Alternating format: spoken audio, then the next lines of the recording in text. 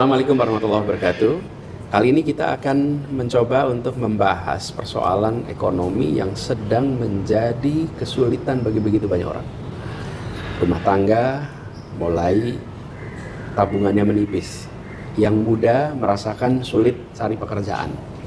Yang sekarang sedang bergerak di perusahaan juga mengalami kesulitan untuk pengembangan. Jadi dalam situasi yang tidak mudah-mudah saja. Lalu apa yang sekarang menonjol? Rupiah kita mencapai titik terendah dalam sejarah. Nah, karena itu kita ngobrol hari ini. Saya mengundang 3 orang narasumber untuk sama-sama membahas persoalan ini secara lengkap untuk kita sama-sama menavigasi seperti apa langkah-langkah kita ke depan. Jadi pertama saya mengundang ini Mas Awalil Rizky. Beliau adalah seorang ekonom yang banyak mengkaji persoalan fiskal, banyak mengkaji persoalan moneter, yang selama ini tulisan-tulisannya dan pikiran-pikirannya banyak jadi rujukan. Dan yang kedua, Mas Yanuar Rizky, seorang yang memiliki pengalaman di bidang capital market. Pada masa krisis 97-98, beliau sedang di pasar modal dan banyak mengkaji persoalan pasar modal, persoalan moneter yang pasti akan bisa memberikan perspektif dari sisi praktisi sekaligus juga policy maker. Lalu David Adrison. Ini adalah seorang dosen di Fakultas Ekonomi UI. Beliau doktor di bidang public finance dan banyak melakukan kajian tentang keuangan negara, kebijakan fiskal yang sangat relevan dengan persoalan yang sedang kita hadapi hari ini. Nah, jadi Mas, kita akan ngobrol pagi ini. Ada pertanyaan sederhana nih. Rupiah mengalami pelemahan terus-menerus. Tapi kita juga tahu bahwa mata uang itu sesungguhnya adalah simbol kalau penyakit itu namanya gejala, simptom. Ada masalahnya. Cerminnya adalah pada mata uang. Seperti kalau kita kena flu, ada infeksi. Infeksinya itu penyakitnya, gejalanya suhu tubuhnya panas. Nah, hari ini rupiah kita melemah, itu gejalanya, masalahnya apa? Nah, saya ingin coba bahas sama-sama. Apa sesungguhnya problem yang membuat nilai tukar rupiah kita mengalami pelemahan terus-menerus bahkan sampai titik terendah. Mungkin bisa Mas Awalil dulu. Ya, makasih Mas Anies. Tadi udah benar itu bahwa rupiah itu soal gejala. Berarti kita kan harus cari tahu penyakitnya kalau memang itu dianggap gejala sakit. Dan memang sudah ada gejala sakit dengan kondisi sekarang ini. Nah, sebetulnya ini yang jadi masalah adalah semua negara sedang mengalami kesulitan masa saat ini. Jadi tidak hanya Indonesia, ini kita fair dulu. Jangan sampai juga dikira, wah ini kita buruk. Ya banyak negara yang buruk. Ada bedanya tapi kebanyakan negara lain itu mengakui sedang mengalami kesulitan. Nah, kita denial. Pemerintahnya denial itu. Nah, kesulitan itu terutama memang belakangan dipicu oleh Trump, dipicu oleh Selat Hormuz. Tapi sebetulnya kalau analisis ekonominya, strukturalnya sudah 1-2 dekade, Mas. Ada banyak gejala. Misal gejala, COVID itu hanya memperparah. Gejala fenomena AI itu ternyata merubah banyak urusan. Perubahan supply chain dan tata ekonomi dunia. Kan jadi itu merubah. Gitu. Lalu ada satu yang jarang, tapi nanti Mas Yanuar yang banyak tahu. Ada perubahan dinamika keuangan, di mana dahulu itu yang paling penting di dinamika keuangan itu bank, Mas. Sekarang itu lembaga keuangan non-bank. Ya salah satunya namanya hedge fund. Jadi yang ngomong-ngomong Soros itu perlu tahu itu. Sekarang itu lebih dari era Soros sebenarnya. Nah, ini menjadi tekanan ke banyak negara. Nah, ke Indonesia tekanan itu sebetulnya sama aja kuatnya di banyak negara. Cuma tadi karena menurut saya itu pemerintah otoritas denial. Akibatnya kan jadi tidak mitigasi. Kurang lebih itu Memang sebetulnya. ini kan yang juga sering dirasakan bahwa ketika kita menghadapi suasana sulit, di mana kegiatan itu bukan hanya oleh pemerintah, tapi oleh masyarakat. Apa sih kegiatan ekonomi? Kegiatan ekonomi itu pelakunya ada negara dan ada swasta.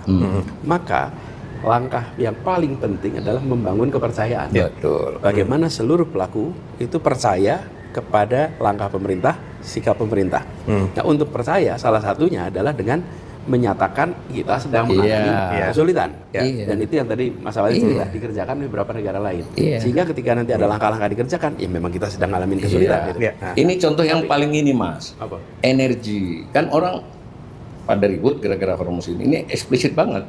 Jadi mereka ada yang menyatakan diri krisis energi siaga 1. Lah kita, mohon maaf, pimpinan kita mengatakan kita bisa bertahan dengan itu, bahkan dalam waktu dekat kita akan swasembada energi. Ini kan terlalu luar biasa. Jauh panggang dari api itu namanya.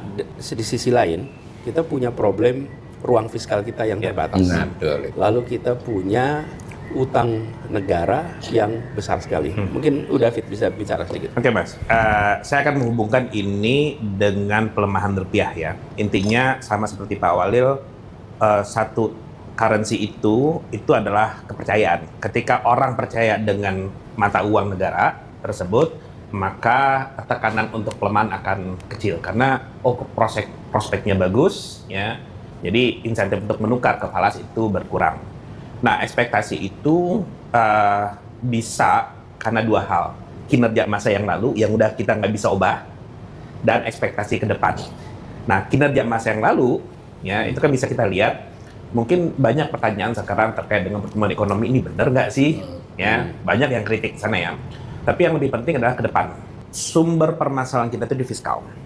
Secara singkat, 23% dari penerimaan pajak kita hanya untuk cicilan bunga utang. Cicilan bunga utang saja. Jadi Belum pokoknya itu. belum pokoknya. Jadi kita fokusnya itu adalah cicilan bunga utang terhadap pajak. Kenapa harus terhadap pajak? Karena pajak itu lebih stabil dibandingkan dengan PNBP. PNBP ini apa jelas? Penghasilan Penerimaan negara bukan pajak. Ya. Ya. Yang akan turun karena ada sudah dividen BUA. Yeah. Dividen kan udah nggak masuk lagi karena dengan ada dana antara. Tadi sampai lupa saya tadi. Kemarin PNBP akan mengalami penurunan. Ya. Debt service. Debt service. Debt service kita itu 23%. Tapi pemerintah selalu mengatakan bahwa kita aman karena debt to GDP, hutang terhadap PDB itu 40%, jauh lebih rendah dibandingkan dengan negara maju. Ingat, hutang itu hanya bisa dibayar dengan Pendapatan pajak, bukan dengan PDB. Jadi yang penting adalah kemampuan untuk mengkonvert PDB ke pajak. Kemampuan kita itu mengalami penurunan, Mas. Sekarang itu sekitar 8 atau 9. Itu artinya dari setiap 10 juta rupiah nilai ekonomi yang timbul, hanya 900.000 yang bisa dikolek dari pajak. Akibatnya apa? Ini ibaratnya adalah orang punya gaji UMR, kebutuhannya tidak tercukupi, terus berhutang terus. Tapi hutang tersebut digunakan bukan untuk kegiatan produktif. Akibatnya numpuk. Nah, sekarang pertanyaannya adalah, ketika sudah mengkhawatirkan, kira-kira orang akan mau ngasih pinjaman nggak, Mas? Enggak. Akan sedikit orang ngasih pinjaman. Kalaupun mau, ya, maka minta bunganya lebih yang tinggi. Ya, dan ada satu, sebelum ngomong ke Mas Januar ya, udah ada satu tantangan tersendiri soal tadi, ketika kita bicara mencari pinjaman, apakah itu dengan mengeluarkan bond dan lain-lain, maka dia berhadapan dengan penurunan nilai tukar mata rupiah. Jadi kalau misalnya nih, nilai tukar kita di dalam satu kuartal itu bisa sampai turun, sekarang berapa? Hampir 10% ya? Ya, 9%. 9% dalam satu kuartal. Kemudian bond itu rate-nya di bawah depresiasi. Siapa yang mau ngasih uang? Nggak masuk gitu kan ya. Nah, jadi tadi dari sisi kemampuan untuk mengenerate revenue rendah. Spending kita 23% dari tax revenues itu untuk pembayaran cicilan bunga utang. Nah, tentu yang diharapkan itu adalah belanja pemerintah itu bisa mendongkrak ekonomi. Nah, saya cukup melihat dari 3 aspek. 2 lah, nanti panjangan. Pertama, yang bisa meningkatkan pertumbuhan ekonomi itu adalah belanja modal yang tepat. Saya garis bawahi yang tepat, Mas. Kenapa? Kalau hanya sekedar belanja modal doang, ya udah IKN tuh buktinya keluar, tapi kan kita tahu sendiri ya. Alutsista strategis. Jadi belanja modal itu mengalami penurunan. Ya. Itu poin pertama. Jadi kemampuan untuk mengenerate pertumbuhan ekonomi itu akan semakin terbatas. Di sisi yang kedua, program MBG, dan ini udah sering saya bahas. Program MBG itu bagus jika dilaksanakan secara targeted. Data statistik BPS menunjukkan bahwa hanya 15% dan masyarakat yang mengatakan bahwa mereka khawatir tidak memiliki makanan yang cukup. Artinya kalau kita mau melakukan MBG, fokus ke yang 15 ini. Ya. Nah, ketika kita juga memberikan kepada orang yang sudah memenuhi kebutuhan sehari-harinya, saya kasih ke Pak Walil, udah makan 3 kali sehari, Mas Anies, Mas Yanwar gitu kan. Saya kasih gratis, mau makan 4 kali 5 kali nggak, Mas? Enggak. Nah, itu udah sering saya sebutkan. Nah, justru yang akan terjadi itu adalah makanan yang sudah dibuat itu nggak dikonsumsi. Itu fakta. Sementara di sisi yang lain, dana ini menghabiskan ya dana yang harusnya bisa digunakan untuk yang lain, untuk meningkatkan pertumbuhan ekonomi. Nah, orang luar ngelihat nih, Orang luar tuh maksudnya orang investor, lembaga rating asing, dan iya. mereka kan fokus salah satunya masalah fiscal prudence ini, dan salah satunya mengakibatkan hati-hati loh, fiskal kita nggak prudent ini Ya. yang menjadi perhatian gitu. Nah, wajar jadi rupiah akan tertekan. Ya, sama juga ini barangkali kalau kita lihat pertumbuhan ekonomi. Kalau lihat GDP kan kira-kira gini. Satu, aktivitas produktif ya. Ya. Pertama investasi, kemudian government spending, Ya. lalu konsumsi, Ya. tambah ekspor, Ekspor, kurangi impor. impor kan gitu kira-kira. Ya. Nah, di dalam government spending saat ini ada konsumsi. Ya, Kan makan siang itu masuknya kegiatan konsumsi Ya. sesungguhnya kan. betul, belanja barang. Cuman belanja barang untuk konsumsi yang biasanya dilakukan oleh rumah tangga. Nah, sekarang itu porsi yang seharusnya berada di porsi, kalau belajar ekonomi Ya, itu pasti ada konsumsi tulisannya rumah itu tangga. adalah konsumsi rumah tangga. Ya. Itu sekarang berada di G. G yang biasa kita sebut sebagai government spending yang seharusnya pada aktivitas produktif. Yang produktif. Nah, itu nanti kita bisa bahas lebih jauh ya. Cuman Mas Yanwar, mungkin bisa lihat sedikit dengan penurunan nilai tukar seperti ini.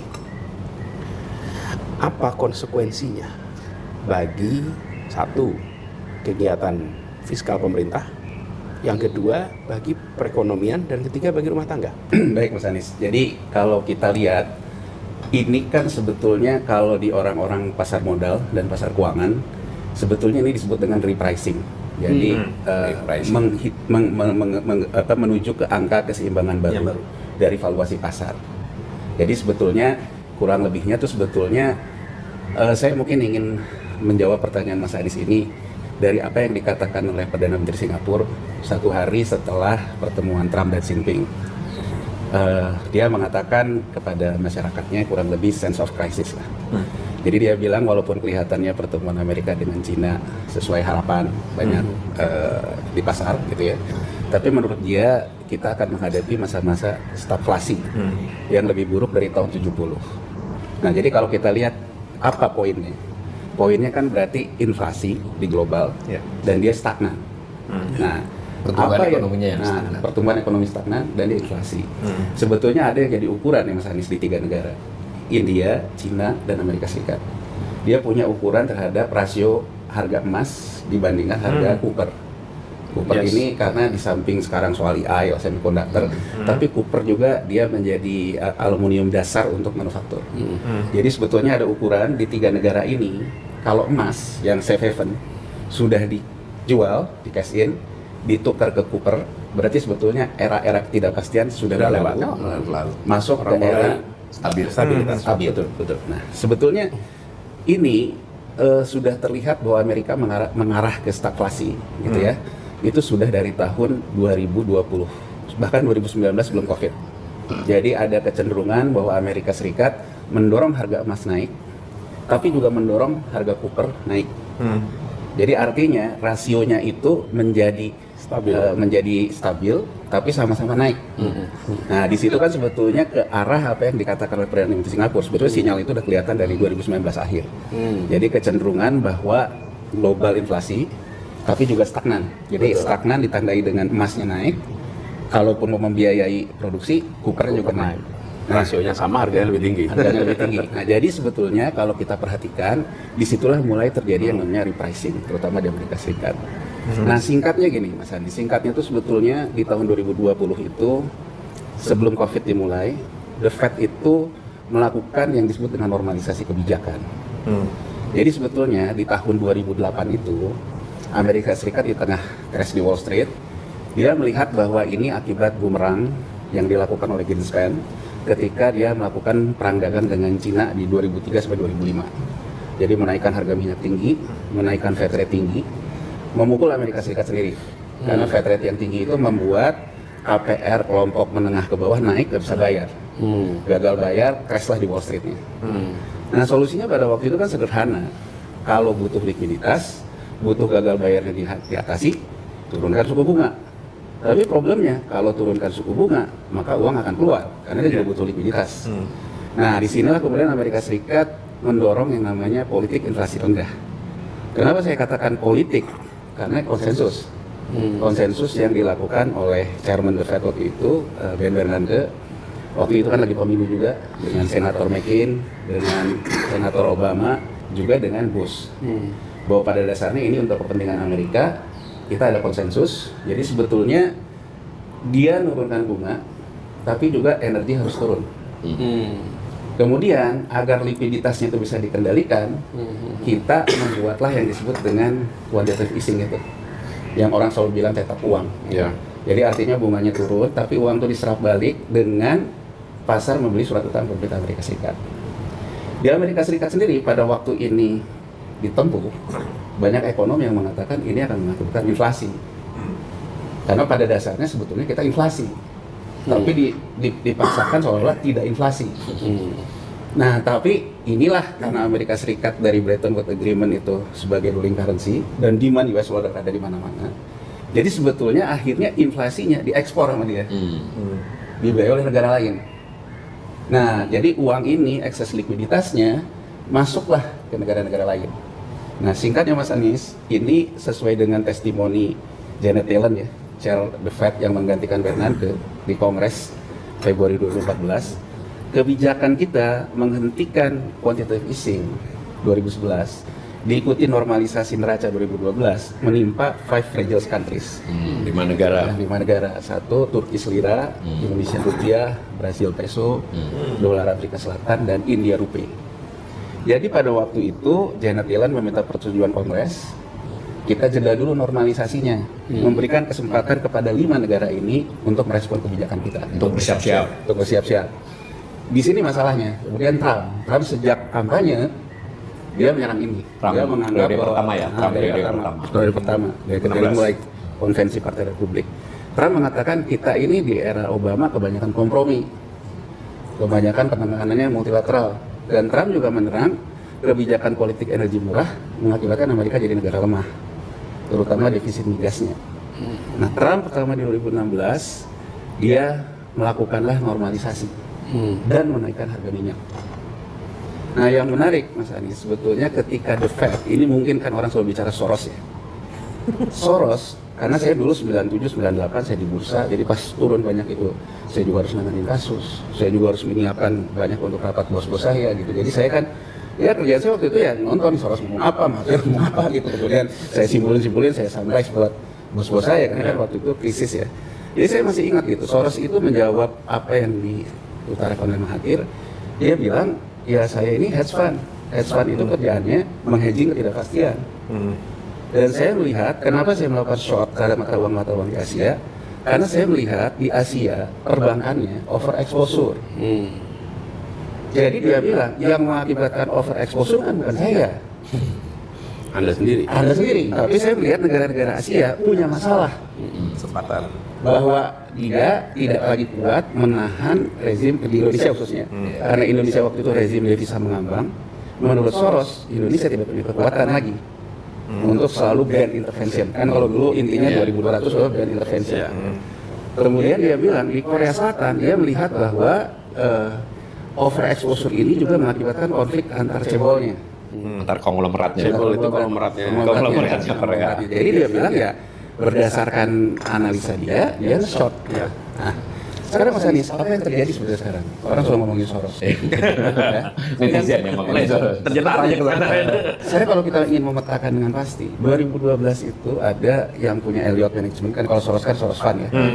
Namanya Paul Singer. Dia bilang, kita akan memasuki the new era of global shorting bond. Jadi yang di short ada surat utang pemerintah. Yang di short. Tadi yang Mas Awalil katakan di depan, di 2012 juga data dari Bank of International Settlement menunjukkan peran banking sektor di negara maju udah diambil alih non banking sektor. Jadi hedge fund inilah yang mengelola dana paling besar. Dan dana ini semuanya ada di surat utang pemerintah. Nah, apa yang harus kita lihat usaha di situ? Yellen mengutarakan 5 fragile countries. Di 2016, Paul Singer ini menang sama Argentina. Jadi pemerintahan Argentina default parsial ke dia. Nah, ini yang harus kita cermati saat ini. Yang kita harus cermati saat ini itu sebetulnya tidak selalu yang seperti dikatakan oleh Mas Fit tadi, tidak selalu debt to the GDP ratio gitu. Pada dasarnya Anda bisa bayar nggak? Pada dasarnya Anda punya bond di swap nggak? Bukan utangnya, kemampuan membayar. Kemampuan membayarnya. Nah, kenapa rupiah kita semakin lemah? Jadi rupiah kita semakin lemah ini sebetulnya sudah tergejala sejak 2016. Iya, betul. Ketika asing ini sudah mulai membuang surat utang kita. Mengurangi. Karena pasalnya dia normalisasi kan, dia balik ke sana. Di 2020 dilakukan. Nah, celakanya kita ini Mas Anies, kalau kita lihat data likuiditas kita itu selalu terkait dengan kebijakan ekspansi likuiditas dari The Fed. Kalau The Fed itu ekspansi, maka kita basah lah. Tapi kalau The Fed itu tidak ekspansi, kering. Itu dari sudut pandang pasar keuangan dan moneter. Persoalannya, neraca dagang kita sangat erat kaitannya dengan Cina. Nah, fakta menarik, Cina di 2021 mengalami masalah juga. Dia ada masalah di kredit properti. Nah, jadi kalau kita mau kasih catatan 3 juta perumahan ini hati-hati juga Mas Adi. Karena Cina juga membangun ini, kemudian dia macet di 2021. Nah, Sehingga Cina sekarang nggak seperti Cina 10 tahun lalu itu. ya, dia ada tekanan juga. Nah, jadi ekspor impor Cina berkurang. Pertama, di 2020, pertama kali Amerika Serikat normalisasi itu apa yang terjadi? Fenomena mantap makan tabungan terjadi. Masyarakat kita yang tabungannya di bawah 100 juta, yang populasinya banyak, saldonya turun. Itu di 2019, Mas Adis. Sebelum COVID. Sebelum COVID. Di 2023, pinjol. Mulai banyak masyarakat kita resah, dikejar-kejar debt collector, teman-temannya pun diancam. Iya. Nah, ini udah jadi maut kan, makan utang, Mas Adis. Tambah pegadaian. Kirain tadi matang. Pegadaian juga, pada ngadain barang juga. Jadi sebetulnya ini yang dikatakan oleh Mas Fit tadi, yang menghantam penerimaan negara kita. Karena PPR-nya turun, PPh-nya turun. Nah, ini yang selalu di-denial. Nah, singkatnya, kenapa ini terus melemah sejak 2023 terutama? Asing sudah membaca, pada akhirnya Indonesia akan kembali membutuhkan asing untuk mengatasi fiskal. Jadi saya sebelum menjawab lagi nih, Mas Enwar, sebelum menjawab lagi nih. Ini, kalau kita perhatikan ya, pada era 97-98 yang kemudian menjadi Asian Crisis, problem di perekonomian kita itu ada di sektor swasta. Jadi swasta, dan itu mulainya sebetulnya bukan dari Indonesia juga, dari Thailand. Sektor properti di Thailand bubble, bat ambruk. Kemudian contagious effect muncul, termasuk di Indonesia. Nah, ketika Indonesia dilihat, di fiskal kita baik-baik saja pada masa itu.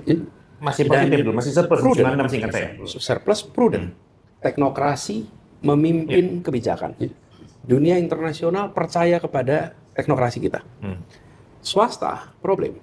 Karena mereka mendapatkan dana dari internasional dengan currency-nya tidak diketahui, maturity-nya tidak ketahui, besarnya berapa, dipakainya apa, itu semua betul-betul liberal. Jadi betul-betul antar pelaku pasar kan, negara itu nggak tahu. Nah, ketika kemudian terjadi krisis, tadi yang diceritakan, mereka sudah melihat nih, bahwa banking kita ada problem nih. Kemudian Soros dan kawan-kawan shock di situ. Nah, ketika mereka masuk kan di swasta. Nah, situasi hari ini bukan di swasta. Pemerintah. Swasta kita dalam tanda kutip baik-baik saja, relatif baik-baik saja, bukan? Swasta. Problem kita sekarang itu berada di fiskal kita. Nah, ketika fiskal kita, pertanyaan kemudian, kalau dulu, ini apalagi Mas Yanwar tadi bilang betapa erat kaitannya antara perekonomian kita dengan kondisi perekonomian global, wabil khusus tadi persoalan Amerika. Nah, kalau dulu swasta ada masalah, internasional dibutuhkan dukungannya untuk memperbaiki. kita butuh cash-nya, kita butuh dananya. Ya. Mereka percaya sama pemerintah. Ya. Mereka percaya. Karena itulah kemudian paket-paket itu disalurkan lewat pemerintah kita. Tentu frontingnya IMF di depan. Tapi di belakangnya kan dana dari berbagai sumber. Nah, kalau problem yang muncul itu justru dari negara, fiskal, dan itu sudah terjadinya overtime nih, bukan sekedar sebuah keputusan yang tidak tepat hari ini. Kan kita tidak fair untuk menyalahkan kondisi ini pada pemerintahan sekarang. Ya, Kan betul. problem akumulasi. Ya, betul. Problem akumulasi yang terjadi sudah agak panjang. Lewat jalur mana nanti ini akan dilakukan? Ketika justru pertanyaannya adalah teknokrat kita, policy kita, bukan swastanya. Oh, dulu swastanya, internasional titiknya lewat pemerintah. Ini Mas Januar, kalau problemnya ternyata disebabkan oleh fiskal kita, lintas waktu, how do you correct it? Who do you trust? Ya, jadi gini Mas Anies. Sebetulnya kalau kita mau terang-terangan, OJK mengatakan bahwa kita ini jauh dari 98, hitungannya KAR perbankan. Karena KAR perbankan kita di 97 itu di 12-14%, aturan internasional 8. Jadi ruangnya itu hanya 4% sedikit lah. Sekarang KAR kita rata-rata di 23%. Kemudian rasio kecukupan modal. rasio kecukupan modal. Capital adequacy ratio. Ya, capital adequacy ratio. Terus kan KAR itu akan dikoreksi kalau ada kredit macet, kalau ada penurunan harga pasar surat berharga.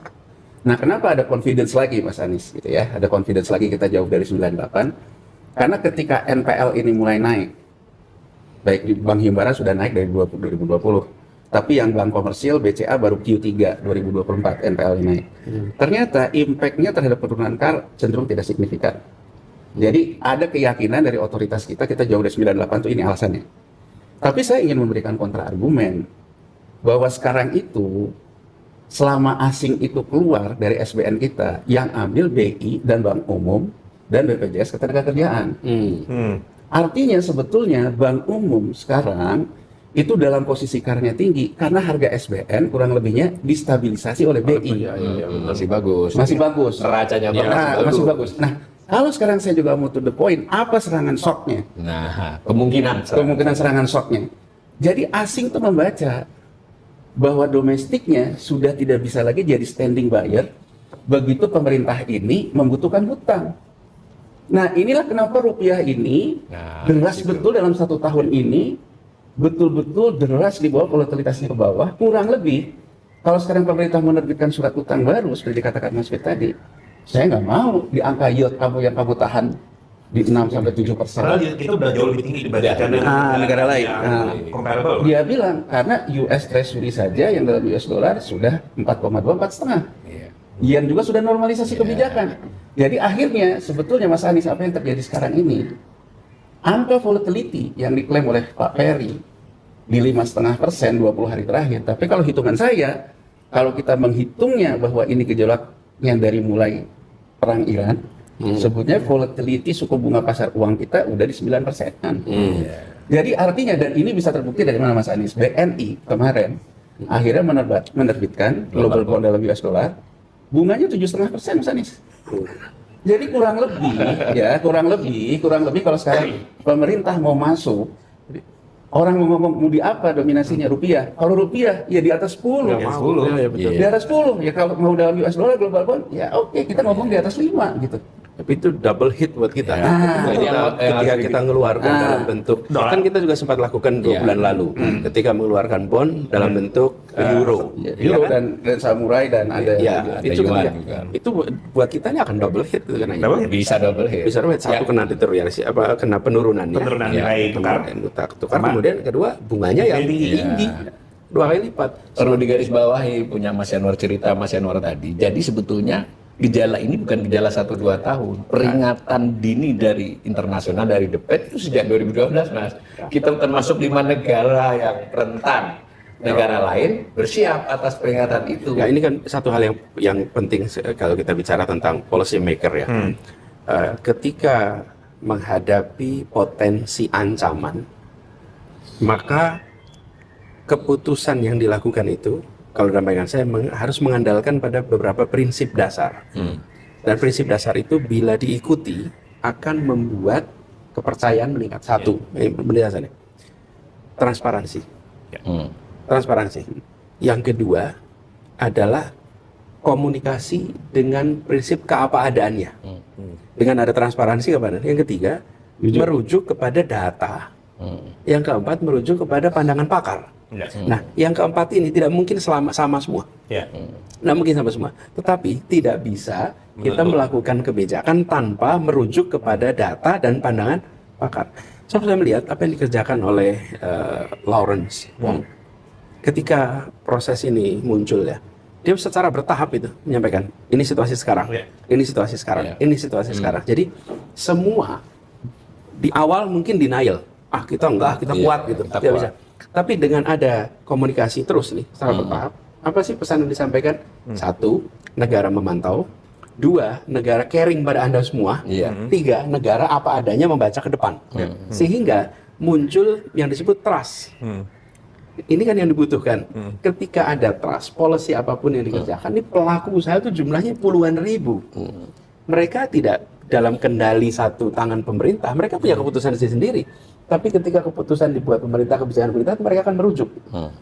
Nah, ini yang saya rasa penting untuk kita sama-sama lihat nih, bagaimana saat ini kita mengembalikan. Kalau tadi Mas Yanuar bilang, udah juga bilang nilai tukar itu kan mencerminkan kepercayaan. Nah, nilai tukar itu mencerminkan kepercayaan.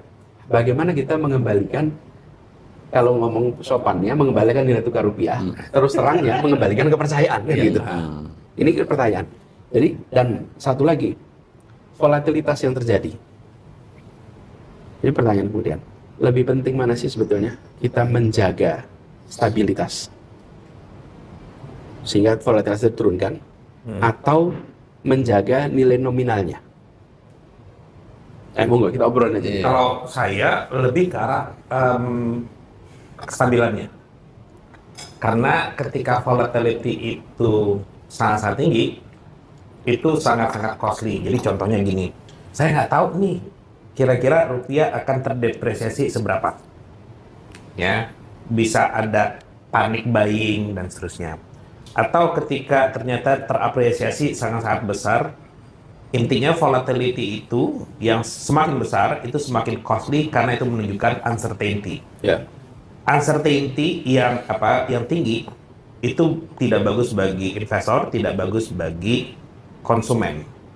Ya, tapi itu pandangan saya yang punya latar belakang fiskal, mungkin beda dengan Pak Awal. Kalau kita lihat ya, misalnya saya nggak tahu yang diadopsi sekarang apa oleh Bank Sentral. Kalau dalam kita melihat pengelolaan nilai tukar currency, itu ada pendekatan pegging, ada crawling pegging, ada juga crawling band. Ya, jadi kalau pegging udah dipatok tuh. Nah, ini potensi shotnya gede sekali. Kemudian ada crawling pegging, diizinkan tapi naik tapi di peg nih. Batas tapi kemudian tetap bisa apa sih? Kalau band dia kasih ruang untuk naik. Kalau menjawab ini sebenarnya yang menarik yang terjadi ketika normalisasi itu dijeda, Mas Anies. Jadi Dewan Gubernur BI pada waktu itu mendapat tuduhan dari banyak orang pengen rupiah ini sebetulnya lemah. Karena waktu itu dari 14.400 BI tahan tuh 13.800. Sementara Turkish Lira begitu begitu dilepas jedanya langsung menguat tajam. Pada waktu itu Dewan Gubernur BI, kalau saya nggak salah itu masih Pak Agus Marto, dia bilang kita memang melihat kemungkinan volatility di depannya itu besar. Jadi kita sebetulnya membuat harganya jangan terlalu rendah.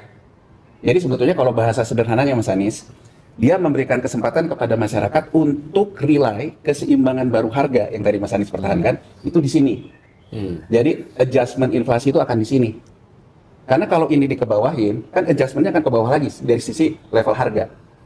Sementara ada kemungkinan di depan kurva yang dilihat akan melemah lagi. Karena kan ini bukan stop normalisasi, jeda normalisasi. Dia akan dinamis, Mas. Dia akan dinamis. Itu salah satu sebetulnya kalau dilihat yang banyak kritik orang sekarang bahwa Dewan Gubernur BI tidak independen. Karena kan kalau waktu itu kan seolah-olah dia tidak terlalu peduli terhadap pemerintahnya. Nah, yang terjadi Mas Anies kalau kita lihat sekarang, pemerintahan ini kita harus fair mewarisi masalah. Dalam mewarisi masalah itu kan sebetulnya pilihannya sederhana, Mas Anies. kita akan terus berlari walaupun badan kita sakit, Ya. atau kita sembuhkan dulu penyakit kita baru kita berlari. Nah, kelihatannya ini memilih berlari terus. Ya.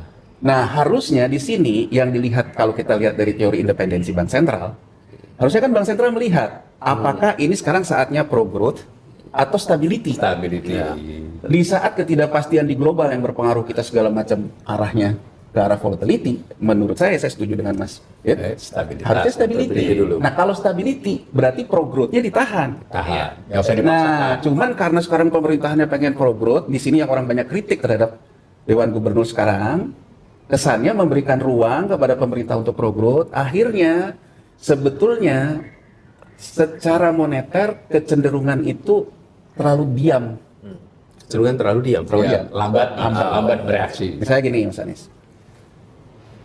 Kalau kita lihat ya, hubungan antara BI rate dengan pelemahan nilai tukar itu sangat linear. Jadi kalau di depan kurva nih kita melihat bahwa rupiah itu kemungkinan besar akan dapat tekanan untuk melemah, BI rate terus naik. Naik. Ini kan Cuman- barusan naik nih 5. Ya, kita ngomong di belakang, tapi terlambat. Karena kayaknya itu karena Lemah dulu baru naik. Tapi ya mungkin perlu dijelaskan bahwa tadi kita mungkin terlalu berat juga pada soal ya trust itu penting. Karena kan juga di dalam teori sederhananya kan rupiah itu ditentukan oleh faktor fundamental juga dan faktor. Jadi kalau fundamental atau strukturalnya tidak diperbaiki, kita cuma membuat sentimen positif tadi pakai arti apapun nggak kuat. Struktural itu apa? Struktural itu kemampuan atau fundamental berproduksi negara tersebut dan terutama berproduksi barang dan jasa yang dia bisa jual. Ya. Kan begitu. Kalau Sementara kita faktanya nih Iya. mengalami deindustrialisasi. nah di situ Nanti kita ngobrolin lebih jauh lagi tuh nanti. kalau pemerintah kan selalu menganggap bahwa kita fundamentalnya bagus, ekonomi tumbuh 5,6% kemarin ya. Nah, saya berusaha termasuk sana dulu ya Mas ya. Sejak kuartal 2 2025 banyak yang mempertanyakan kualitas data pertumbuhan. Ya, apalagi yang kemarin yang 5,61 itu sangat aneh karena industri manufaktur itu tumbuh tinggi, Berapa konsumsi persen tuh? listrik Berapa tuh? Sampai sampai lima. industri manufaktur di atas 5. 5,04 Iya, 5,04. itu di atas rata-rata biasa. Di atas rata-rata biasa. Sementara konsumsi listriknya Ya. itu 0,99 no, Itu minus turun. Jadi 0,99. gimana Nggak match ceritanya? lah. Nggak match. Nggak It match. doesn't make any sense at all. Iya. Sementara kita tahu kalau zaman dulu kita belajar Ah. ekonomi nih, dosen itu selalu cerita bahwa alat ukur paling tidak bisa bohong itu namanya listrik. Iya, Karena aktivitas legal dan ilegal semua pakai listrik. Iya. Jadi kalau penggunaan listrik itu turun, kalau tadi kan Iya. disebut nih turun minus 0,99 Iya. kita data. Iya, iya, Itu gas and electricity Iya. minus 99. Kedua sektornya kan ada gas dan electricity. Saya lihat yang gas Ya. dan electricity juga both itu Semua minus. Semua minus, sementara manufaktur di atas 5. Jadi ini ada problem di dalam data nih. Oke. Ya. Nah, saya terusin Mas ya. Jadi sejak Q2 itu banyak pertanyaan. Bagi saya sederhana. Ekonomi tumbuh di atas rata-rata, tapi pajak kontraksi 10% di mana ceritanya. Nah, orang luar tentu mempertanyakan, katanya ekonomi tumbuh, tapi kok nggak match dengan revenue. Nah, ketika mereka melihat seperti ini, itu kan menjadi mungkin ini datanya nggak benar. Nah, menurut saya ini Bisa diajak. salah satu isunya, Mas Yanwar Uda. Jadi kalau kita ingin memperkuat kepercayaan, restorasi kepercayaan, maka orang harus percaya pada angka kita, Betul. ya, bahwa angka kita itu reliable, sehingga orang bisa mempercayai. Iya. Nah ini problem di mana? Saya lihatnya ini salah satu nasihat yang sebenarnya di pemerintah harus kerjakan. Apa itu? Memerintahkan kepada semua untuk tidak ada sugar coating. Sugar coating itu memberikan manis-manis. Nggak usah, semua as is. Tapi itu syaratnya apa? Syaratnya atasan tidak boleh kecewa kalau datanya nggak enak. Kalau supaya apa? Supaya sudah sugar coating. Ini saya lagi tugas gubernur misalnya. Kemudian saya minta data apa adanya. Tapi ketika data apa adanya diberikan kepada saya, lalu data apa adanya, nanganin COVID misalnya, Pak ini yang meninggal hari ini sekian, yang terjadi justru dimarahin, yang terjadi justru disingkirkan, ya kepala dinas nggak akan lapor lagi. Karena yang benar jadinya. Nggak akan benar. Jadi iklim untuk data apa adanya itu tidak bisa dari tengah.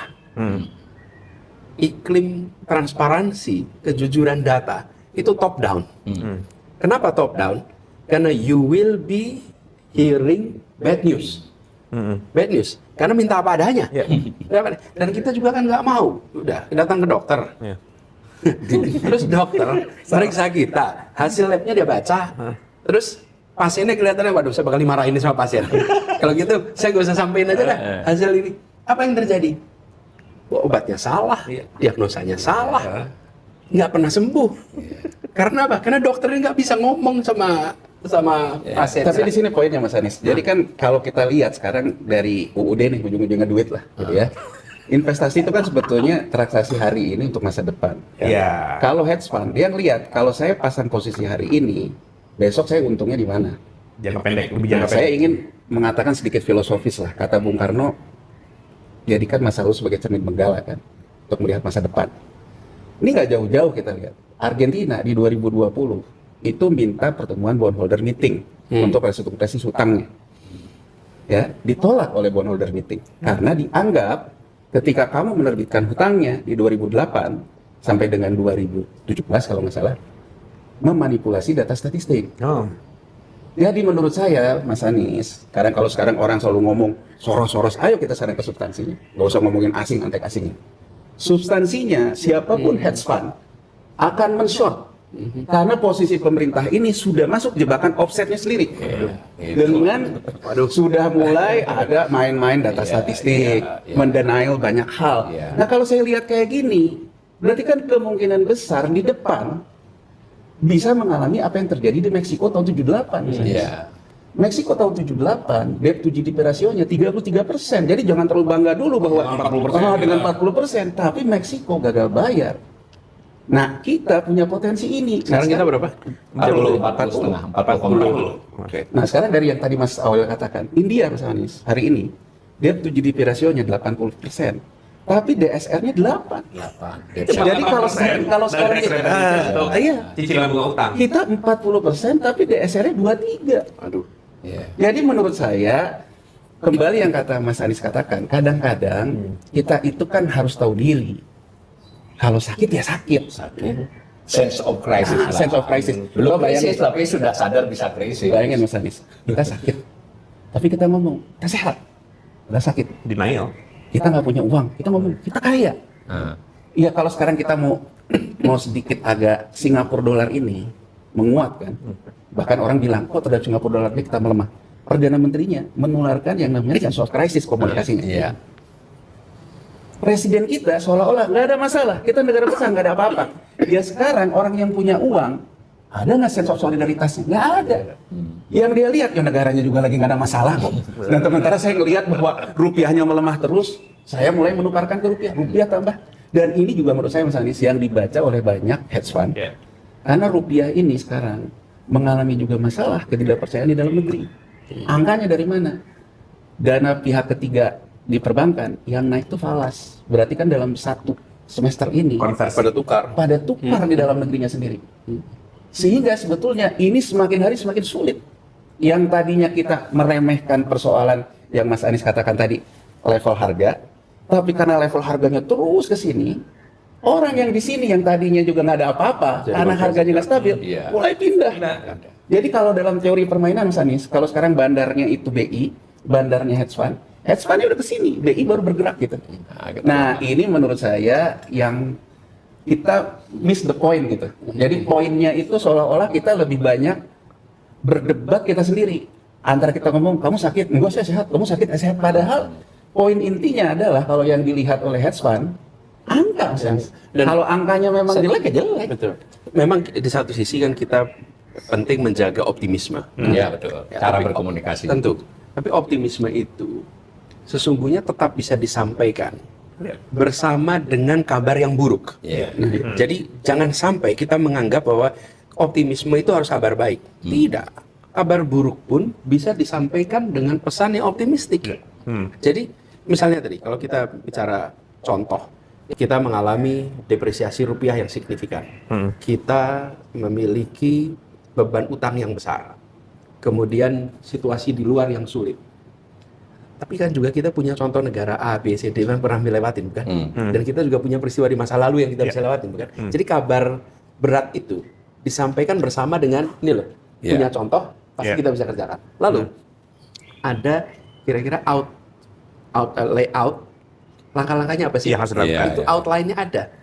Kita akan mengerjakan 1, 2, 3, 4 sehingga muncul perasaan ya kita akan menghadapi masalah.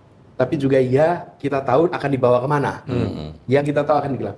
Kalau tidak, kita akan menghadapi situasi yang sulit. Kenapa situasi yang sulit? Mas Yanuar mengingatkan, udah ngobrol, Mas Awalil ngomong, dunia internasional sampai majalah The Economist yang kira-kira kan hati-hati. Dulu ya, udah waktu saya ambil PhD, kami itu tidak boleh mengutip majalah di dalam tulisan kita, tidak boleh. Harus Jadi, jurnal. Harus jurnal. Tidak boleh ngutip Time, nggak boleh ngutip Newsweek, nggak boleh. Yang boleh apa? Hanya The Economist. Jadi di level PhD itu hanya The Economist yang boleh dikutip. Karena itu waktu zaman kuliah saya langganan The Economist. Karena itu satu-satunya yang boleh dikutip kalau kita menulis. Nah, ketika The Economist itu nulis Indonesia is on a risky path dengan outline yang panjang. Ini adalah warning yang kuat. Ini yang saya katakan kemarin tuh. Mungkinkah ekonom kita ngingetin, kemudian media ngingetin, media internasional ngingetin, lembaga-lembaga rating internasional ngingetin, terus kita bilang itu semua salah. Itu semua kan nggak mungkin. Nggak mungkin bersama-sama itu salah. Sementara kita menyaksikan ini problemnya serius. Jadi kalau menurut Bapak-Bapak nih, Mas Awali, apa yang kemudian sekarang harus kita kerjakan? Apalagi ngobrol tadi, waktu Mas Yanuar nyebut rupiah kita, kemudian Singapura malah menguat. Bukan hanya Singapura kan? Bayangkan, Thailand, Malaysia menguat, Singapura menguat, Thailand menguat terhadap dolar nih. Semua menguat. Bahkan dolar di dunia mengalami penurunan dibandingkan euro dibanding yang lain. Sementara kita justru seok-seok. Nih sekarang kita lihat ke depannya nih. Oke. Kita tadi udah ngomong tentang banyak diagnostiknya nih. Sekarang kita coba lihat apa sih preskripsinya. Apa sih langkah yang harus kita kerjakan? Mungkin Mas Awil bisa buka. Jadi kan prinsipnya itu sampai kepada publik dan pasar itu bahwa otoritas dalam ini itu nggak hanya pemerintah Mas Anies, termasuk Bank Indonesia dan OJK juga. Mereka menyampaikan sinyal, kami mengetahui bahwa kami punya persoalan-persoalan, kan itu harus kelihatan. Nah, kelihatan itu antara lain dengan angka-angka yang disodorkan juga tampak. Nah, semua arah dari kritik-kritik itu persis seperti kata Pak kita biarpun tadi kita kemana-mana termasuk rupiah, semua itu yang disasar banget bahwa yang pemerintah ini relatif keliru itu adalah pengelolaan fiskal. Lebih tajam lagi adalah pada soal tidak hati-hati dalam belanja. Bahasanya macam-macam Mas, ada prudent, ada tidak disiplin, tapi prinsipnya belanjanya ngawur. Karena secara sederhana fiskal itu kan pendapatan itu kadang tidak bisa di-manage, dipaksakan. Toh saya pengen banyak ya nggak bisa seketika. Tapi belanja kan manageable. Nah, saya kira tidak akan menyelesaikan juga sih kalau fiskalnya dibenerin langsung otomatis tadi baik. Tapi tadi seperti cerita Bapak ini, kalau ada kesungguhan memperbaiki fiskal, sinyal dikirim bahwa langkah-langkah lain akan mengikuti. Simple banget Mas. Kalau umpama sekarang, saya teknis saja nih, moratorium MBG, moratorium tadi dihentikan 3 bulan, 6 bulan, lalu ditinjau kembali pola baru kan misalnya. Kemudian alutsista strategis, ya memang kita butuh pertahanan. Tapi di situasi seperti ini, itu mungkin publik nggak banyak tahu, Mas. Sinyal pasar kan tangkap. Masa situasi begini misalnya beli kapal. Apa sih masalahnya alutsista ini? Alutsista strategis itu kan ya seperti kapal selam, helikopter, pesawat. Itu nilainya di era Pak Prabowo ini lipat, Mas. Jadi dan yang dibaca pasar bukan hanya angka. Pada waktu dia dianggarkan. Ini contoh 2025 dianggarkan. Dia sekian. Jadi waktu itu anggaran pertahanan hanya 186. Nanti pas realisasi itu 250, 260. Jadi naik 80. Dan yang ditambah itu alutsista 80 triliun. Tambahan loh sebelumnya dianggarkan. Itu yang salah satu mendorong di 2025 angka pertumbuhan ekonomi bisa naik karena diperoleh belanja modal. Nah sekarang diklaim sebagai investasi. Nah sekarang preskriptif ya. Ini sedikit ya. Ini belanja investasi. Ya. Belanja investasi itu kan kira-kira sama seperti kita belanja mesin, Ya, mesin, belanja untuk kapal, Ya. Yang meningkatkan kapasitas produksi. yang dipakai untuk kegiatan produksi. Produksi. Ya. Artinya ketika mesin itu dipakai menghasilkan barang. Iya. Agak beda Mas perhitungan Nah, PDB justru ini itu, lain. pertanyaan saya kan itu malah. Iya. Bagaimana menjelaskan ketika procurement untuk Iya. alat alutsista Iya. itu dimasukkan sebagai belanja barang? Ya. Penjelasannya apa? Begini Mas, PDB itu punya kelemahan teoritis. Dia tidak membedakan produksi beras dengan produksi peluru, Mas. Bagaimana Sama menjelaskan? nilainya.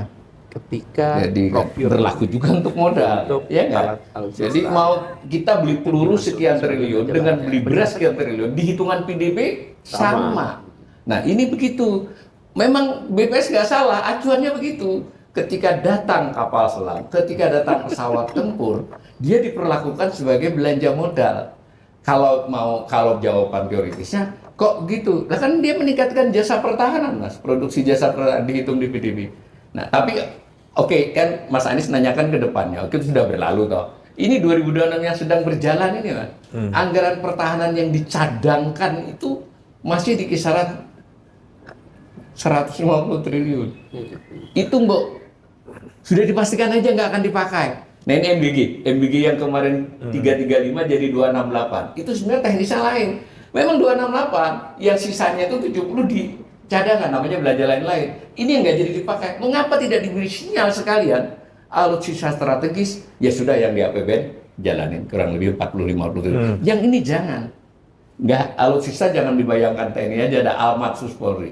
Menurut saya, sekali lagi, ini tidak memecahkan masalah. Tapi kalau ini diberikan kepada pasar bahwa disiplin fiskal dimulai dengan yang memang luar biasa seperti itu, jalan. Itu menurut saya sinyal itu. Jadi kan gini, kalau lihat itu satu, Mas Walid tadi bilang, pertama soal bereskan fiskal. Bereskan fiskal. Jadi spending kita menjadi lebih bertanggung jawab. Ya. Kira-kira itu.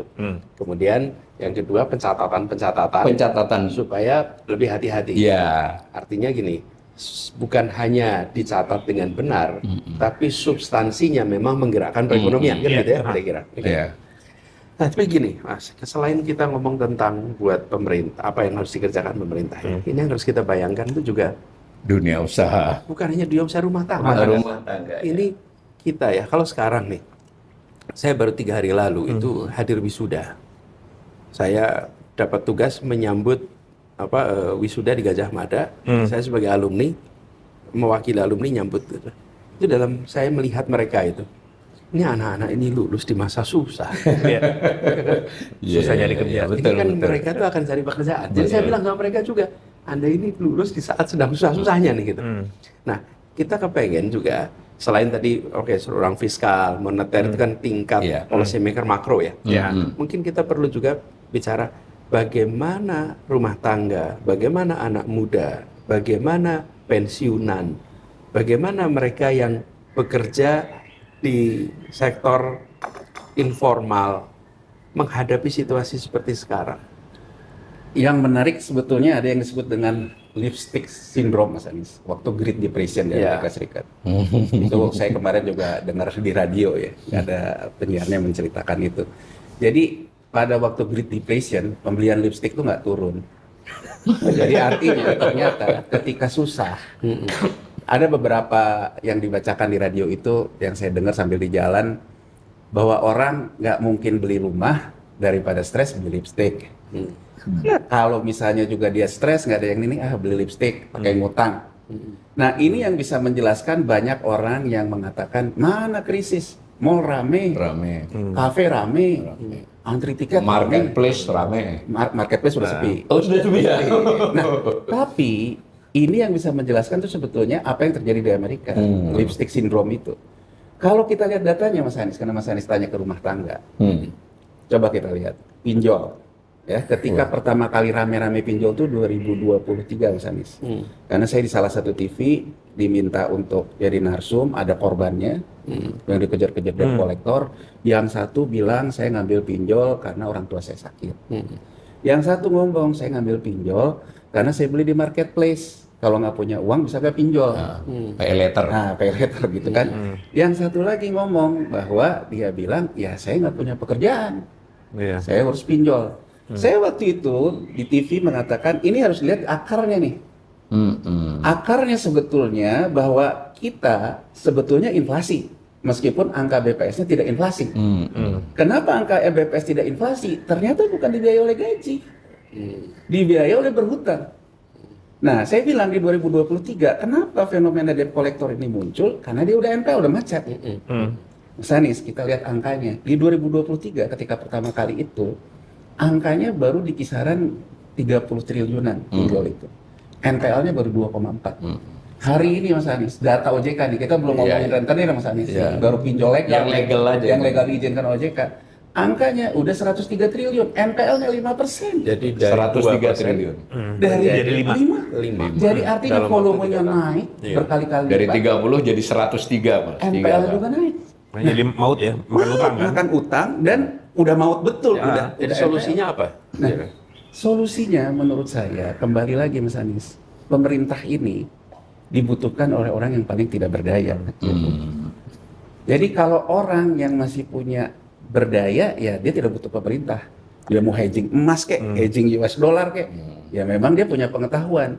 Tapi kalau kan yang boro-boro mau hedging gitu loh, untuk sehari-hari aja nggak ada masalah. Nah, Mas Anies, saya ingin mengutarakan satu indikator ketika tahun 2008 krisis di Wall Street.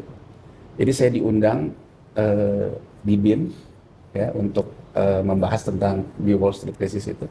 Jadi salah seorang jenderal yang peserta itu mengatakan ke saya nggak takut, ini kan krisis. Karena dia bilang kalau dari segi keamanan Mas, dia bilang ukuran cuma satu, kriminalitas naik nggak. Kalau kriminalitas nggak naik, itu copet cuma di bursa. Tapi tidak ada Cuma yang di bursa, namanya gitu. copet cuma ada di bursa. Saya ingat betul Mas Anies kata-kata itu. Coba kita lihat hari ini. Saya buka Udah. FYP, iya, ada benar. begal, Iya, betul. ada begal. Jadi menurut saya berdasarkan sinyal itu, kita harus hati-hati loh. Bahwa ini kelihatannya sudah menuju ke arah mampus nih, makan keputusasaan kan. Nah, pemerintah kan harus mencegah ini Mas Anies. Nah, mencegah ini menurut saya suka nggak suka. Oke, jadi kita lihat di Iya. situ tuh. Studi di akademik juga memang menunjukkan bahwa ketika hardship itu tinggi, crime akan meningkat. Nah, saya boleh komen terkait dengan apa yang harus dilakukan oleh pemerintah, Mas? Saya go deeper, ya. Selain pemerintah juga kira-kira kalau keluarga, Iya, keluarga nanti. antisipasinya apa? Gitu. Betul. Saya fokus ke pemerintah dulu. Biar kita memberikan kita membuktikan bahwa kita memberikan masukan yang spesifik. Yang paling sederhana, perbaiki komunikasi. Itu yang paling gampang dalam waktu yang singkat. Ya. Kalau komunikasi itu baik, ya itu bisa meningkatkan kepercayaan. Serius lah, jangan dianggap enteng. Jangan dianggap guyonan, enteng gitu. bahwa selama Purbaya tersenyum, ya dolar aman, gitu kan. Kok dianggap serius. Terus yang kedua masalah data, ya perbaiki. Nah itu jangka pendek ya. Berikutnya yang dilakukan seperti pernah saya bahas sama juga Pak Walil ya, mengatur pengeluaran itu jauh lebih mudah dibandingkan dalam mengatur pendapatan. Artinya pemerintah itu harus mengurangi belanja-belanja yang tidak perlu. MBG fokus kepada yang membutuhkan dan mau di-expand setelah evaluasi yang tepat. Nah, itu akan mengakibatkan fiscal space kita itu turun, membaik ya. Bisa direalokasi. Bisa dialokasi untuk membantu masyarakat yang income-nya itu rendah, yang terdampak negatif karena banyak hal. Oke, dari sisi pendapatan, nah ini yang saya harus kritik. Pemerintah mau menerbitkan layer baru untuk cukai, Mas. Sebagai konteks, di Indonesia itu ada 8 layer saat ini. Tarif cukai itu berbeda.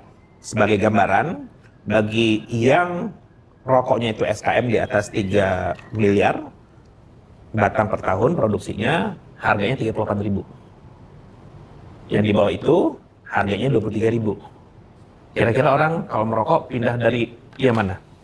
Akan memilih yang murah, akan pindah dari 38 ke yang 23.000. Sekarang pemerintah membuat lagi yang baru, yang lebih rendah lagi.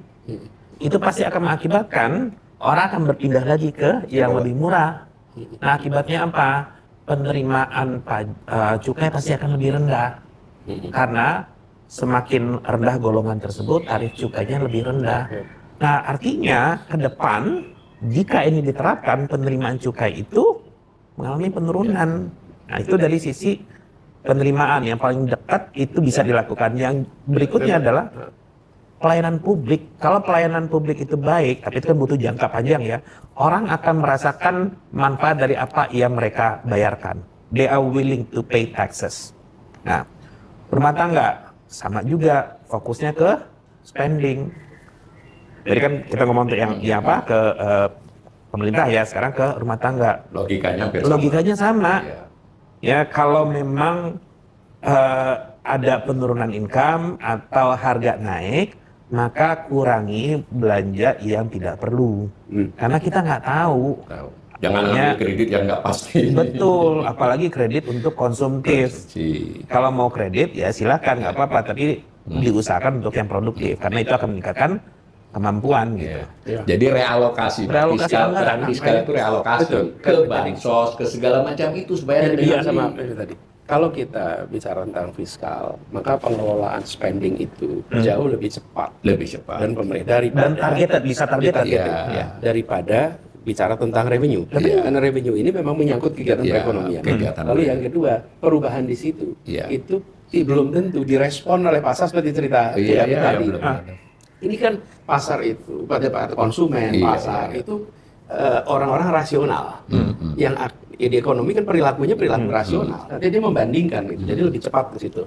Jadi kalau kita lihat ini memang di aspek fiskalnya ya. Iya, Mas. Itu sumber utama. Mulainya dari situ dikomunikasikan dengan baik. Nah, sebenarnya kalau kita lihat situ Mas Anies, kita kelihatan dengan rumah tangga ya, apa peran pemerintah, Bank Indonesia dan pemerintah. Sekarang gini, kalau BI rate yang naik, kemungkinan kredit juga naik. Akan menambah tekanan ke rumah tangga. Sebetulnya kalau BI firm di situ, berarti BI sebetulnya ikut tren global central bankers. Global central bankers itu sekarang semua menahan bunga Mas Anies. Tapi dia menormalisasi, membiarkan repricing di surat utang pemerintahnya. Jadi kurang lebih, kalau orang punya uang, dia merasa uangnya itu terrepricing, sementara bunga tabungannya nggak naik, ditawarkan membeli surat utang pemerintah yang harganya turun sehingga yieldnya naik. Nah, dilema yang terjadi di kita, pemerintah ini terlalu ingin semuanya. Jadi terlalu ingin menunjukkan bahwa pemerintahan ini baik-baik saja. Buktinya semua harga surat utang pemerintah negara lain yieldnya naik, itu stabil tuh. Padahal stabilnya distabilisasi. Tinggi tapi stabil. Dia kemudian minta ke BI, jangan suku bunga juga karena terkait masyarakat. Segala ingin ini menurut saya akhirnya mulai terasa hari ini bumerang. Yang jadi masalah buat masyarakat, sehingga begitu masyarakat sekarang dinaikkan BI rate 50 basis point, dia mulai mikir, KPR saya gimana? Nah, menurut saya harusnya tidak ada keraguan. Pemerintah harusnya sekarang tidak ada keraguan membiarkan Bank Indonesia melakukan repricing surat utang pemerintah. Artinya kompensasi buat orang kaya biarkan saja masuk ke yield yang meningkat. Bahwa citra pemerintah yieldnya naik, kan biarkan saja, dikomunikasikan saja, di mana-mana juga yieldnya naik.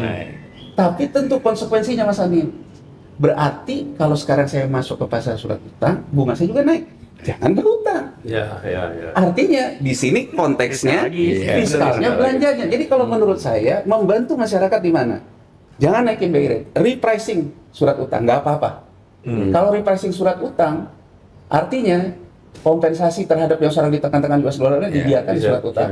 Nanti bunga bisa di-manage. Pemerintah akan mengatakan kalau yield tidak ada kaitannya dengan peningkatan pembayaran bunga. Pemerintah akan kena pelemahan yield kalau dia menerbitkan surat utang baru. Kalau yang di sekunder nggak ada. Pemerintah komit, kita akan selesaikan hutang lama, nggak akan nambah hutang baru. Untuk itu, ya rasionalisasi belanja. Jadi menurut saya, Mas Hani, secara keseluruhan untuk rumah tangga tetap membutuhkan peran pemerintah. Jadi saya ingin mengatakan gini Mas Anies, yang dikatakan Jeremy Powell, dia bilang kalau saya naikin Fed rate, yang menerima manfaat juga orang kaya. Kayak saya turunin Fed rate juga, yang menikmati manfaat orang kaya, dia bilang. Jadi dia bilang ini ada masalah, dia bilang dalam perekonomian Amerika Serikat yang sudah tidak ada kaitannya antara Amerika Serikat aja gubernur bank sentralnya berani ngomong gitu, masa sekarang kita seolah-olah kita ini udah negara yang baik-baik saja gitu. Hebatnya di sana itu berani mengakui masalah. Gitu. Kira-kira gitulah pesannya dari Mas Yani. Iya, jadi kalau menurut saya sih jangan ragu bahwa kalau sekarang kita tidak mau memberatkan masyarakat, ya udah BI Rate tahan, surat utangnya dilepas. Dilepas, jadi artinya orang yang punya uang ya udah repricingnya ke surat utang yang turun. Bagi masyarakat yang income-nya rendah, mereka mendapatkan bantuan. Jadi realokasi dari Realokasi. belanja yang dipotong tadi untuk yang targeted subsidi. Yang targeted ini subsidi nggak masalah, kan bisa kan nggak lebih tepat seterusnya juga. sasaran. Dan satu Mas Anies yang saya tidak habis pikir, tidak ada komunikasi solidaritas antar kelas. Ini penting. Jadi misalnya saja, kalau perusahaan kalian nggak mau naikin gaji, nggak mau bubar, pergi saja, nanti negara yang akan beli. Waduh, menurut saya kenapa tidak bicara bahwa ke kelompok yang masih punya uang diberikan rasa nyaman? Karena kalau kamu memberikan rasa nyaman, uang kamu itu memberikan transaksi gaji untuk orang di bawahnya. Kalau ini kan saya nggak tahu ya, auranya itu seolah-olah di atas dibuat tidak nyaman, Iya. ya kan, dengan iklim usaha gitu. Kan orang kalau tidak nyaman dia akan keluar, Mas Anies. Ya. Jadi menurut saya akan lebih baik sebetulnya pemerintah ini mulai humble sebetulnya. Melakukan social dialogue. Ini kata-kata lain lagi nih. Social dialogue dengan berbagai macam kelompok masyarakat. Ya, Gitu. memang betul. Dan kalau bicara kelompok, tadi kan udah sampaikan soal komunikasi, lalu cerita bagaimana langkah justru bicaranya tentang bond, rate-nya dan lain daripada tentang rate BI-nya langsung. Nah, mungkin juga selain komunikasi itu, persoalannya adalah harus ada pesan pada segmen-segmen masyarakat kita. Oh ya. Jadi ya satu, pemerintah menyampaikan langkah untuk fiskal, langkah moneternya apa, oke. Dan inilah instrumen negara yang bisa dipakai, baik BI, OJK maupun Kementerian Keuangan. Tapi di luar sana itu ada pelaku yang membutuhkan, kalau istilah Mas Yonar tadi, yang lemah itu yang membutuhkan pemerintah. Siapa sih mereka? Masyarakat bawah, investor retail, UMKM. Kemudian kelas menengah, kelas pekerja. Mereka itu pekerja nih hadapin. Cicilan KPR, kredit. Kemudian UMKM, dia mulai ngalamin biaya bahan baku impor naik. Terus bicara investor lokal, ini volatilitasnya portofolio mereka udah mengkhawatirkan. Yang di bawah menghadapi persoalan apa? Harga pangan, harga energi. Nah, kalau pemerintah misalnya nih, untuk yang kelas menengah, untuk pekerja informal, yuk anjurkan review pengeluaran, tunda pembelanjaan yang besar. Bilang nih gitu. Kan belum tentu setiap orang tahu langkahnya. Tapi kalau bilang, bila Anda pekerja, bila Anda kelas menengah, maka review pengeluaran, tunda pembelian besar. Tapi itu artinya pemerintah juga harus melakukan. Ya, Kan memberi kalau contoh. Teladan, kami teladan. diberitahu, kan ini langkah harus dikerjakan. Kemudian UMKM, dengan biaya impor yang mahal karena nilai tukar, maka anjurkan dari pemerintah cari substitusi lokal, manfaatkan KUR misalnya. Jadi ada pesan. Lalu masyarakat bawah nih yang terdampak oleh biaya pangan yang mahal. Coba diversifikasi konsumsi. Coba manfaatkan program subsidi. Jadi ada selain pesan-pesan yang terkait dengan makroekonomi, tapi juga ada pesan mikro, sehingga di masyarakat itu merasa ada ketenangan. Saya melihat, ini analogi ya, analogi. Kita itu memasuki fase, kalau naik pesawat itu turbulence. Kalau naik bis itu jalannya bergelombang. Nah, supir harus ngumumin ke penumpang, pilot harus ngumumin bahwa kita akan masuk turbulence, kita akan masuk jalan bergelombang. Yang mengatakan jalan bergelombang itu bukan saja para pakar, tapi semua penumpang itu merasakan. Jadi hari ini yang bilang ekonomi sedang tidak baik-baik saja, itu kan bukan ahli-ahli ekonomi, tapi juga rumah tangga itu kan juga merasakan. Dan rumah tangga itu merasa. Jadi kalau misalnya pilot dan supir itu bilang, kita akan masuk jalan bergelombang, kita akan masuk turbulence. Pakai seat belt. Jangan bangun, jangan ke toilet dulu. Yang pegang minuman dipegang sendiri biar nggak tumpah. Maka semua orang itu tenang. Tapi kalau kita masuk jalan bergelombang dan turbulence, semua merasa goncang, tapi pesan dari supir Tidak kita sampai. semua baik-baik saja. Loh, lagi kita lagi goyang semua ini, lagi turbulen semua. Yang diperlukan tuh bukan ini baik-baik saja, yang diperlukan tuh apa yang kita harus lakukan. Lalu sampaikan, kami di sini komunikasi terus dengan menara kontrol. Iya. Kami komunikasi sehingga berarti ini di dalam kendali. Ya. Cuaca di luar nggak dalam kendali, tapi yang memegang itu menggunakan apa? Data, informasi, arahan kan begitu kira-kira. Yang itu membuat lebih baik. Nah, monggo ini Pak, ini kita menuju conclusion. Yeah. Mungkin apa David, apa Mas Yeah. Awalil, mulai dengan apa preskripsi 2 menit kira-kira Ya. yang bisa diberikan untuk menghadapi situasi baik makro maupun mikro. Oke, karena Mas Anies udah ngeliat ke saya sebenarnya. Saya mengulangi yang tadi. Satu, komunikasi yang baik, ini makronya ya. Yang kedua, menggunakan data yang benar, ya, sehingga ada kepercayaan dari pihak masyarakat sama investor. Yang bisa dilakukan adalah memotong belanja yang tidak perlu dan tidak punya dampak ekonomi. Oke, satu ya. itu. Itu contoh sederhana MBG lah, gitu kan. KDMP, pikirkan kembali. Kita nggak sempat ngomong KDMP, tapi karena keterbatasan waktu, ya langsung saya katakan pikirkan kembali. Itu dari sisi spending harus dikurangi. Beberapa tersebut tujuannya adalah untuk memberikan kelonggaran fiskal bagi pemerintah untuk membantu masyarakat yang berada di bawah. Karena mereka yang sangat-sangat membutuhkan bantuan tersebut. Itu dari sisi makronya, jangka pendek. Kalau yang jangka panjang, coba perhatikan lagi Undang-Undang Keuangan Fiskal. Undang-Undang Keuangan Negara. Ini tadi kita masih belum ngomong ya. Undang-Undang Keuangan Negara, kita itu mensyaratkan hanya 2, defisit, ya nggak boleh lebih dari 3%, sama hutang tidak boleh lebih dari 60% terhadap PDB. Itu tidak cukup. Pikirkan kembali, ada tambahan fiskal Rusia terkait dengan debt service. Sama satu lagi, emang kita nggak boleh hutang? Boleh. Tapi kalau pakai hutang, sebaiknya itu untuk yang produktif, seperti yang dilakukan Malaysia. Malaysia itu fiskal rule-nya, Mas, boleh hutang, tapi itu harus untuk capital, belanja modal. Jadi ada kepastian bahwa kita ngutang itu untuk Itu di undang-undang ya? fiscal rules-nya itu.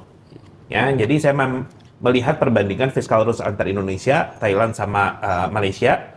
Salah satu yang saya notice yang untuk Malaysia itu mereka tidak membatasi berapa defisitnya, tapi mereka boleh yang menghutang, tapi hanya untuk belanja modal. Itu artinya ada jaminan bahwa kita berhutang untuk yang produktif. Nah, itu dari sisi makronya. Kalau dari sisi mikronya, seperti yang sama Mas Anies sampaikan, review kembali, ya, pengeluaran yang tidak perlu, maka itu mungkin harus ditunda dulu.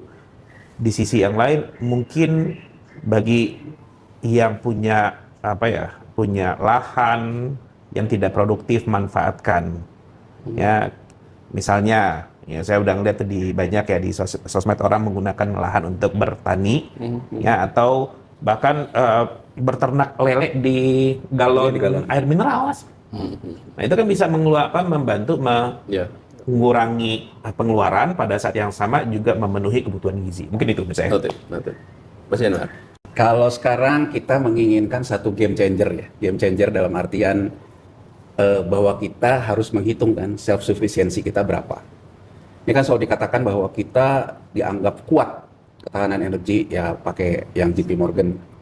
Kita show di gudang Bulog, kemudian beras kita numpuk. Ini kan sebetulnya ingin menunjukkan teori perang nih Mas Anies. Kalau teori perang kan kalau pangan dan energi selesai, berarti kita punya self sufficiency rate. Ini juga yang kemudian menunjukkan bahwa aura komunikasinya pada akhirnya overconfidence. Nah, sementara menurut saya hati-hati ketika misalnya lembaga asing mengatakan kita punya ketahanan energi. Saya punya satu contoh karena 97 ya, 97, 98. Pada waktu itu semua lembaga rating Mas Anies bagus nilainya. Tahu-tahu curang. Betul. Pada waktu itu Nggak bertahap itu langsung. Jadi pada waktu itu ketua Bapamnya namanya Ibu Gede Arisuta. Saya masih ingat dia panggil semua lembaga rating itu, dia bilang, kamu ngerjain kita ya? Kalau ini segala macam. Tapi yang menarik jawaban lembaga-lembaga rating itu. Lembaga rating itu bilang enggak ada yang salah sama rating kita kemarin. Tapi kenapa sekarang terjadi koreksi? Karena politik. Tapi insting saya Mas Anies, saya masih muda waktu itu dan beratnya belum sebesar ini. Insting saya, ini jangan-jangan emang main isu. Maksudnya? Jadi jangan-jangan Mereka kayak main bola gitu Mas Ya. Anies. Jadi memang memancing orang untuk kena perangkap offside, tapi perangkap offside itu sudah diciptakan. Jadi saya selalu menganggap bahwa sebetulnya pemimpin yang baik sebetulnya melihat di depan kurva ada apa. Hati-hati sama pujian. Iya.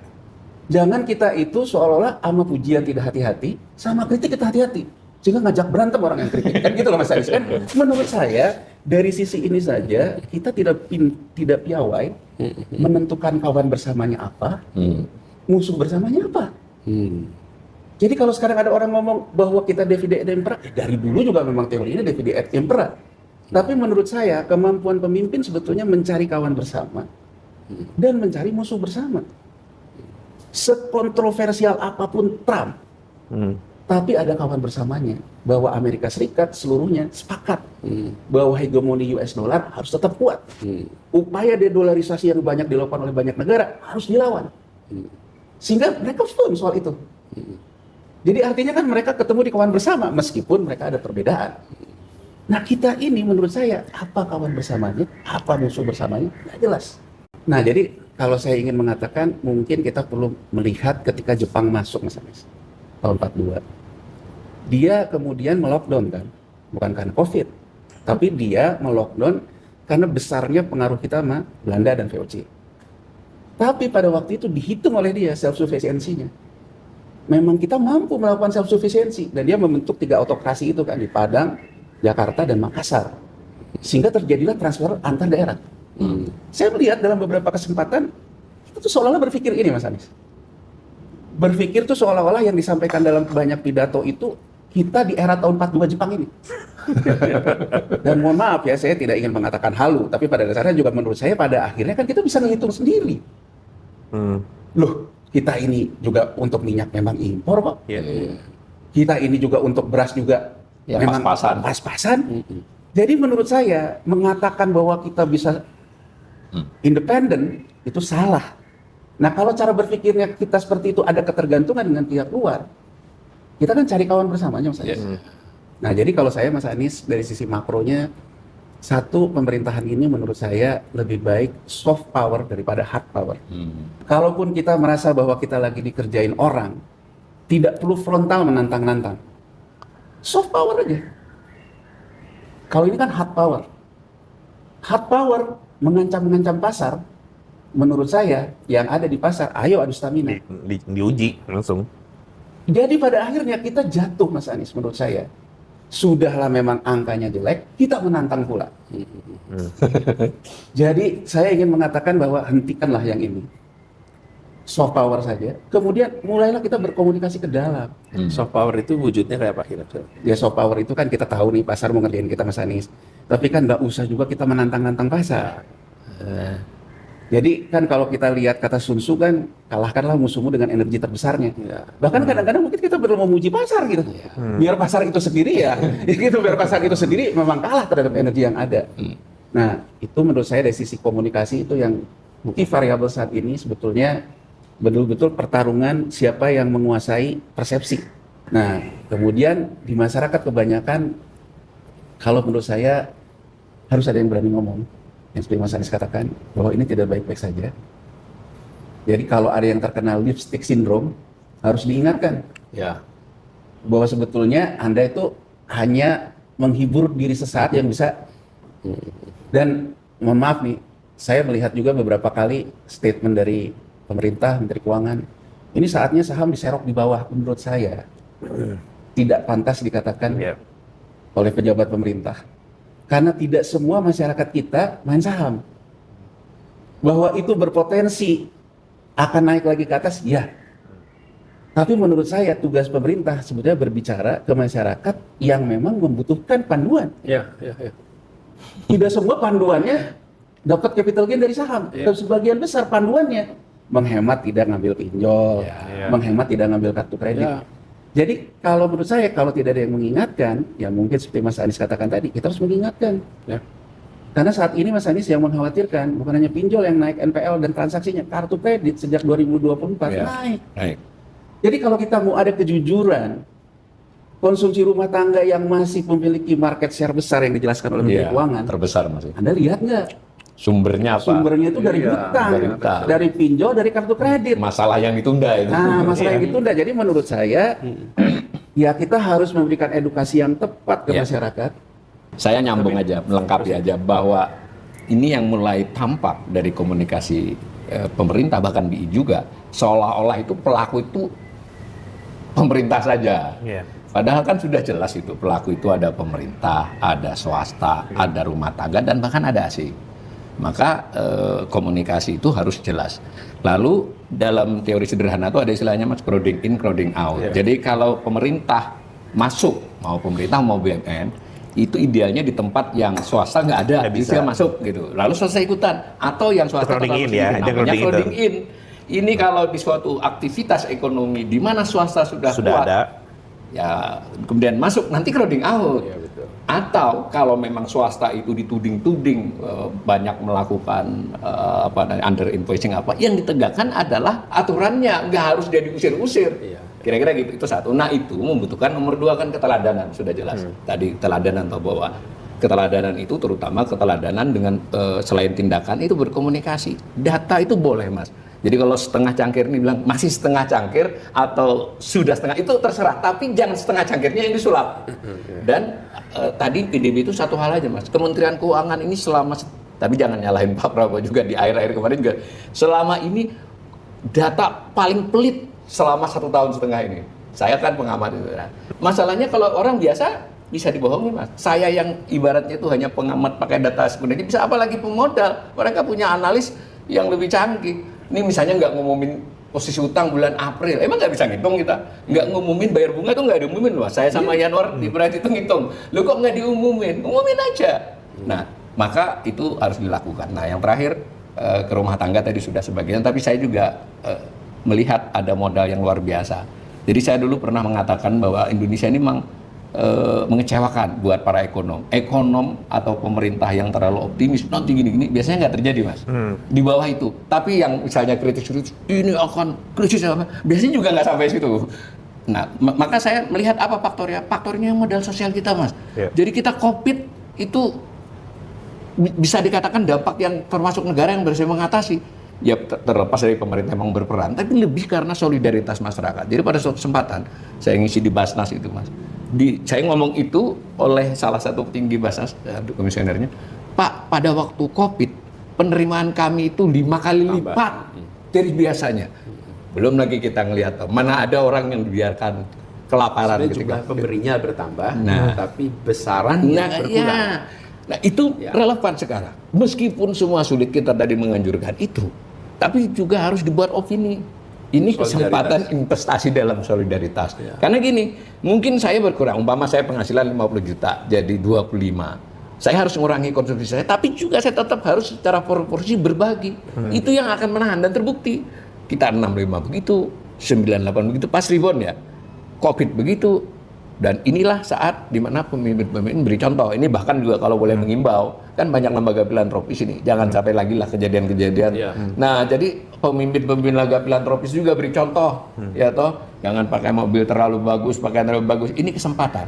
Saya masih percaya Mas, yang bisa menyelamatkan negeri ini adalah modal sosial, solidaritas yang masih tinggi itu. Nah, terima kasih Bapak. Jadi kalau tentu kita masih banyak yang kita bisa diskusikan ya. Tetapi kita perlu menyadari situasi yang tidak baik-baik saja itu harus dihadapi dengan keseriusan. Tidak bisa dianggap enteng. Keseriusan ditandai dengan apa? Dengan komunikasi Yang baik. yang baik. Kita baca tadi, saya satu komunikasi yang baik. Kemudian yang kedua, dengan langkah-langkah policy terkait makroekonomi yang oleh pakar dari berbagai sektor itu dipandang sebagai langkah yang tepat. Tidak mungkin ada satu kebijakan disetujui semuanya. Tapi kita tahu dengan data yang sama, maka kita akan bisa menjelaskan mengapa langkah itu dilakukan. Hal yang ketiga adalah tentang keteladanan. Jadi kalau dalam situasi sulit begini, pesan disampaikan, mau tidak mau nih fiskal harus ada penyesuaian itu artinya apa? Pengurangan. Ya. Itu juga keluarga juga begitu. Ya. Kan kita kerjakan tuh. Jadi kenapa ini semua menjadi penting? Kalau boleh saya terusin dikit, belajar dari berbagai kasus negara lain. Tadi yang menyebut, kita ngomong soal tingkat kejahatan. Kita menyebut tentang krisis-krisis rumah tangga. Ini kan kelihatannya ada urutannya, Mas Yanuar. Udah. Currency crisis, Ya. bila tidak ditangani, akan menyebabkan monetary crisis. Ya, betul. Ya kan? Politik. Bila tidak ditangani. Kalau monetary crisis ini tidak ditangani dengan benar, dia akan menyebabkan financial crisis.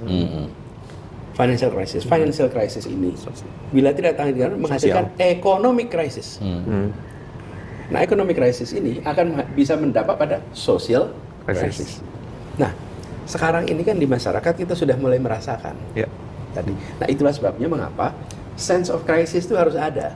Bahwa ini ada potensi sequence begini. Nah, kita menginginkan masyarakat itu ada stabilitas. Stabilitas dari dua. Stabilitas real dan stabilitas semu. Stabilitas semu itu apa? Kita semua diam di sini karena ada preman yang ngejagain kita. Karena ada orang yang pegang senjata di situ. Maka kita diam semua. Karena takut. Itu adalah stabilitas semu. Kelihatan stabil, tapi karena semuanya pada takut. Nah, tapi ada stabilitas yang real. Stabilitas real itu apa? Karena semua merasakan Memang nyaman, ada aman. kenyamanan, ada kepastian, ada langkah-langkah tepat, maka muncul stabilitas. Nah, kita sekarang masuk di sebuah suasana yang pada fase ini kita mulai melihat kan moneter dan Ya. dan fiskal ada problem, Ya. currency ada problem. Ini kan di aspek dua pertama nih kira-kira yang sekarang sedang terjadi. Nah, itu sebabnya saya melihat ke depan memang perlu ada langkah-langkah yang tadi kita simpulkan. Mudah-mudahan itu bisa segera dikerjakan negara. Karena kita ini semua ini kan penumpang Iya. dalam sebuah bis besar, dalam sebuah pesawat besar yang kita sama-sama menyadari masuk turbulence. Kita ingin nanti bisa mencapai tujuan dengan tenang, tidak ada bis yang terguling, tidak ada pesawat yang terpaksa harus hard landing. Iya. Semua bisa lewat. Nah, tapi itu Boleh saya tambahin sedikit, Mas? Banyaknya akademisi yang ngomong belakangan itu, ya termasuk saya, itu karena berangkat dari kewajiban moral sebagai akademisi. Orang yang punya pengetahuan di bidang tertentu, ketika mereka melihat bahwa ini ada potensi menuju krisis, lebih baik disampaikan dari awal. Itu sebagai warning lebih ke arah. Dengan harapan bahwa pemerintah itu mendengar dan melakukan tindakan yang tepat. Itu Amin, betul. Dan itu tanggung jawab moral. bertanggung jawab Ya, moral. yang punya tanggung jawab konstitusional itu harus mewujudkannya dalam bentuk langkah karena tanggung jawabnya konstitusional. Ya. Jadi terima kasih teman-teman, Mas Awalil, Sama-sama, Mas. Mas Yanuar, udah fit. Mudah-mudahan pembicaraan kita memberikan manfaat minimal buat kita semua ngobrol dan mudah-mudahan bagi masyarakat banyak. Terima kasih sudah mengikuti sama-sama. Mudah-mudahan memberikan manfaat. Assalamualaikum warahmatullahi wabarakatuh.